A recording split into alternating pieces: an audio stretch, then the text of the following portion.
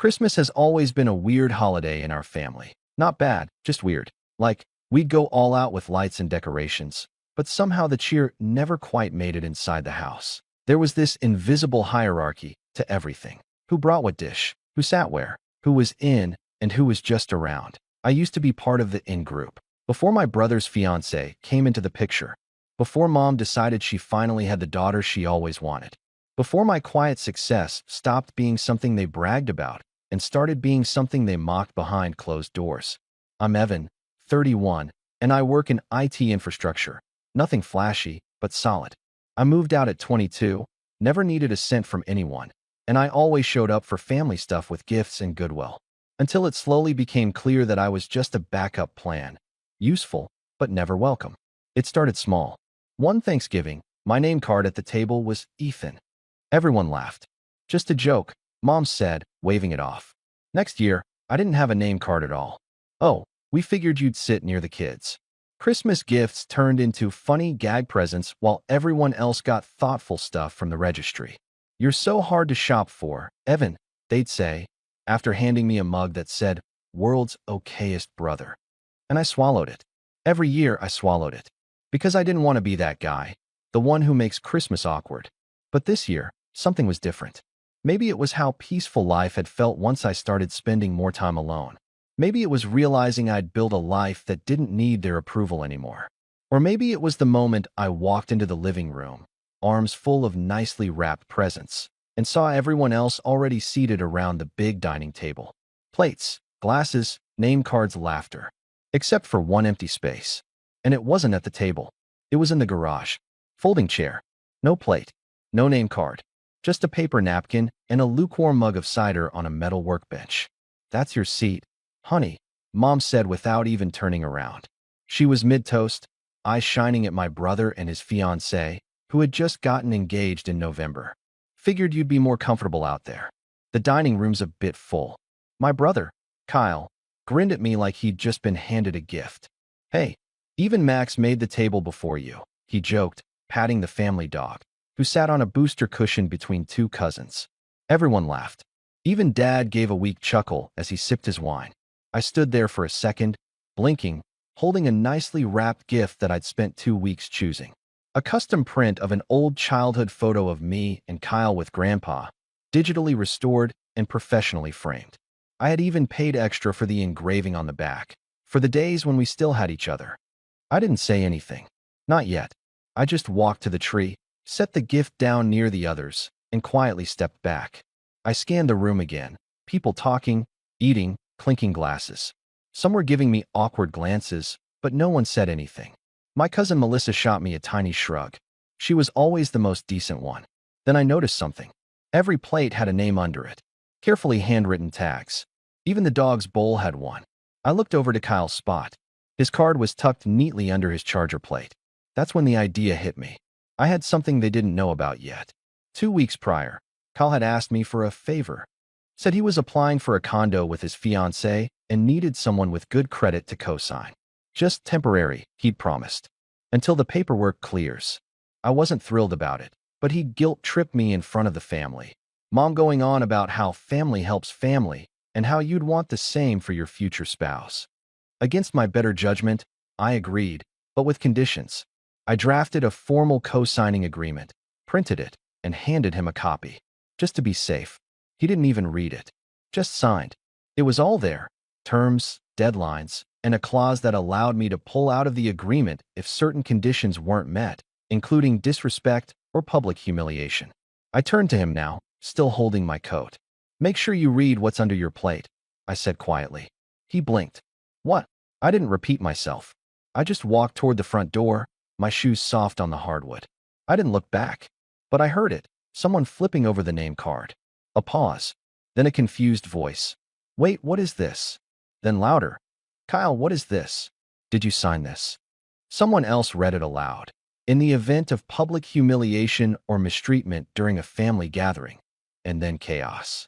I heard Mom snap, "What is this nonsense?" And Kyle shout, "He can't do that, can he?" Chairs scraped.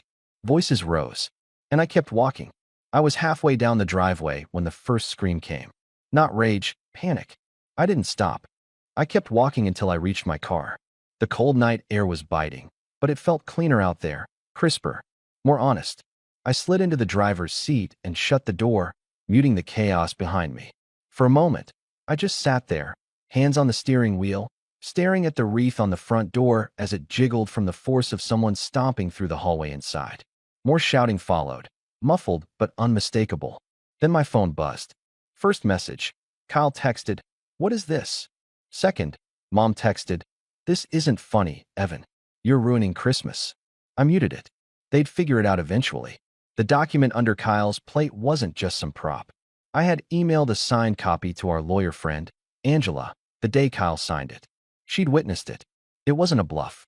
The clause gave me full authority to cancel the agreement if any of the outlined triggers were met.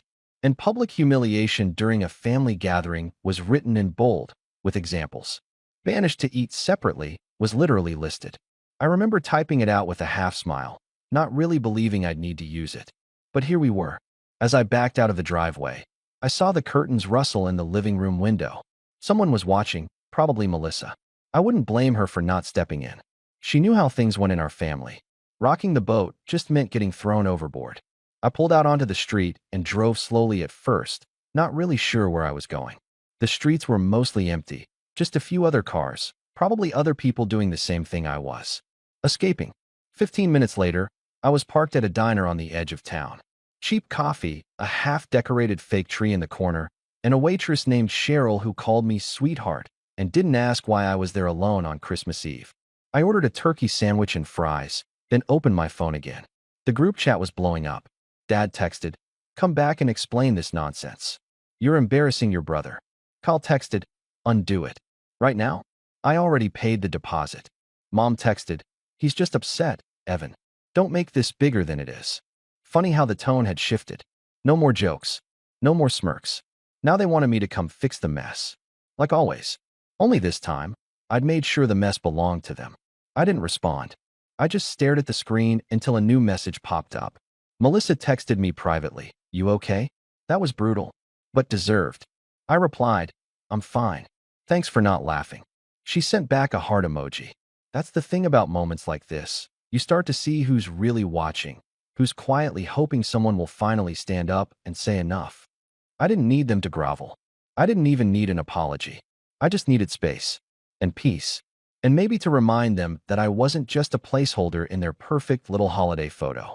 When I got back to my apartment later that night, I opened the fridge to grab a beer and saw the pie I had made for Christmas dinner. Pumpkin bourbon. I was the only one in the family who actually enjoyed baking.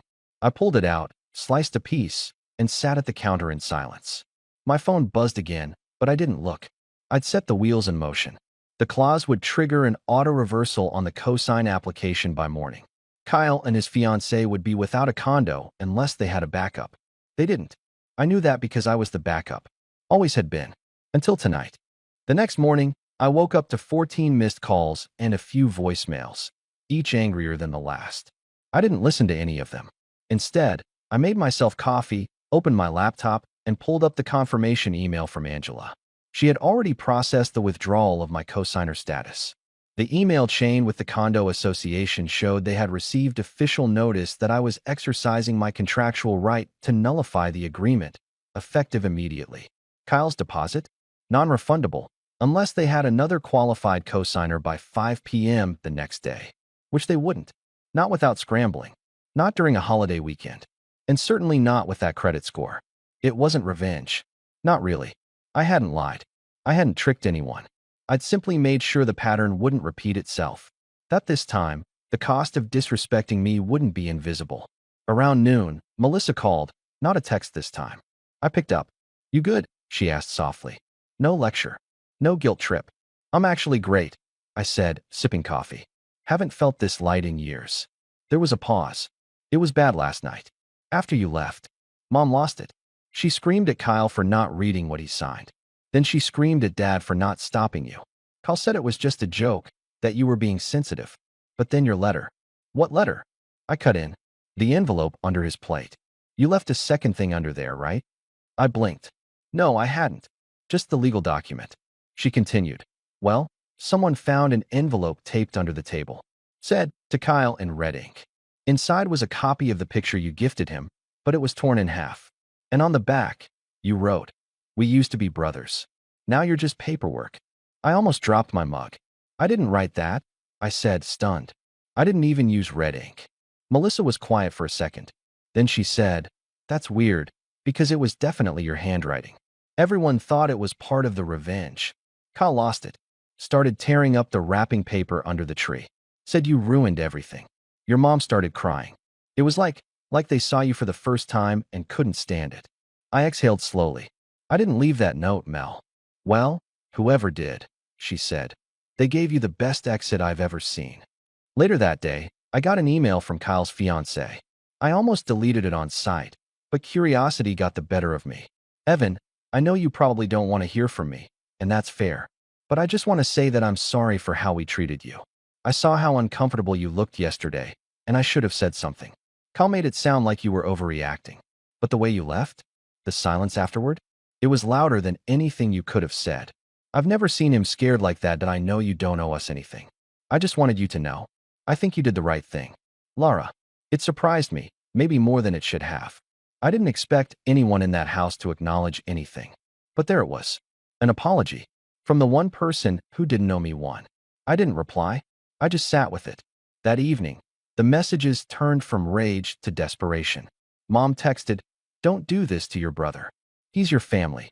Kyle texted, "You're seriously ruining my future over a chair? Grow up." Dad texted, "You made your point. Come fix this." Fix it. No, that part of me. The fixer, the appeaser, the one who absorbed the jokes, the jabs, the second-class treatment just to keep peace. That part was gone. Maybe it vanished somewhere between the garage seat and the name cards.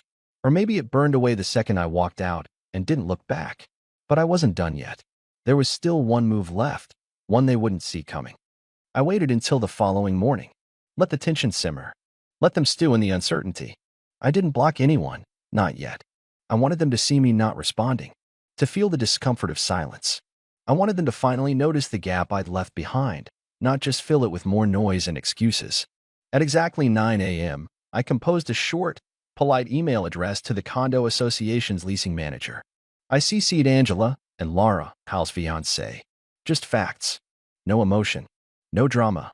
"Dear Ms. Halperin, this is formal confirmation that I have exercised the termination clause of the co-signer agreement filed on December 2nd. Per Section 3, Paragraph B, this termination is effective immediately due to contract breach under subsection defamation or public humiliation resulting in reputational or emotional harm.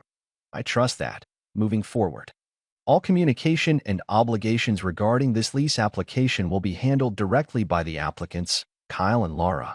Please confirm receipt. Sincerely, Evan Carter."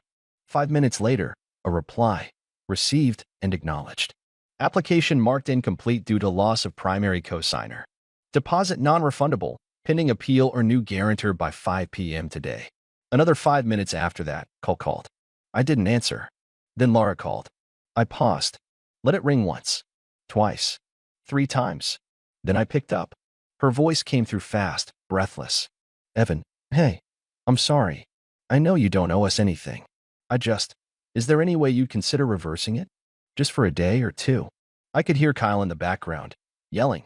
Something about not begging this guy, and this is manipulation. I recognized that tone. Entitlement dressed as wounded pride. I stayed calm.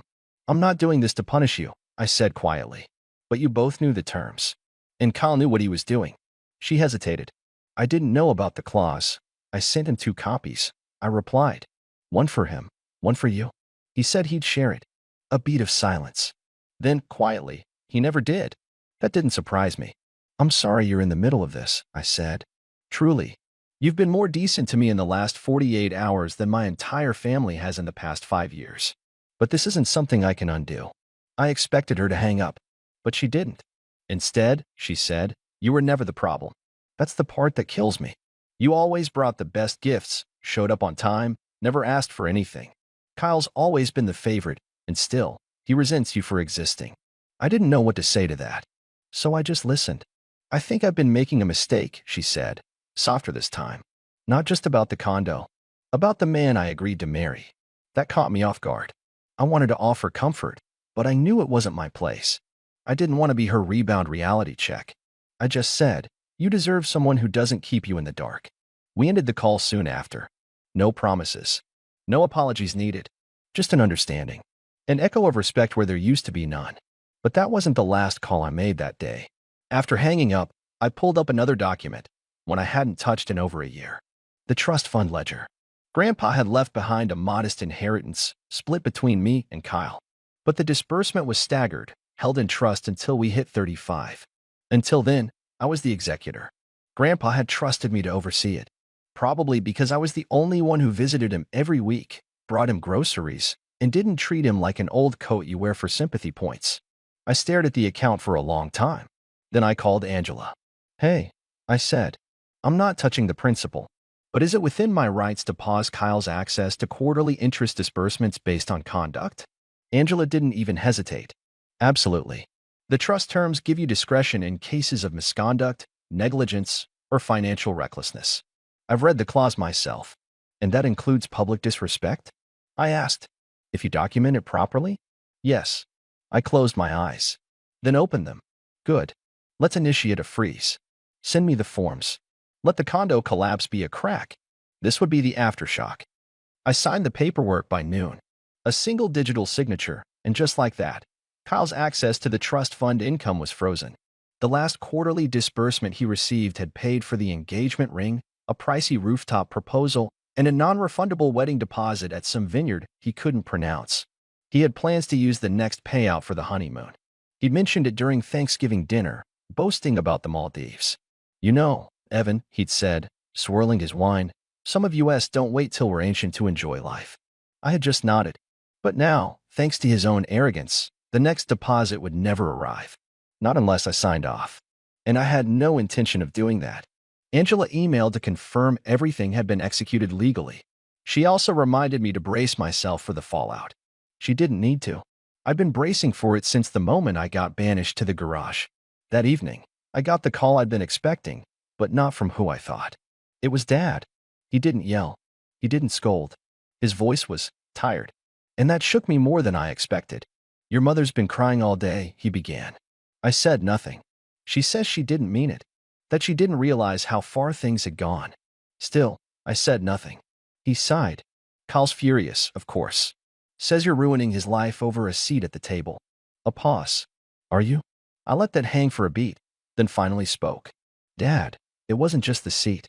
It never is. It's the fact that she pointed at a garage chair like it was normal. It's the way Kyle made the joke and no one blinked.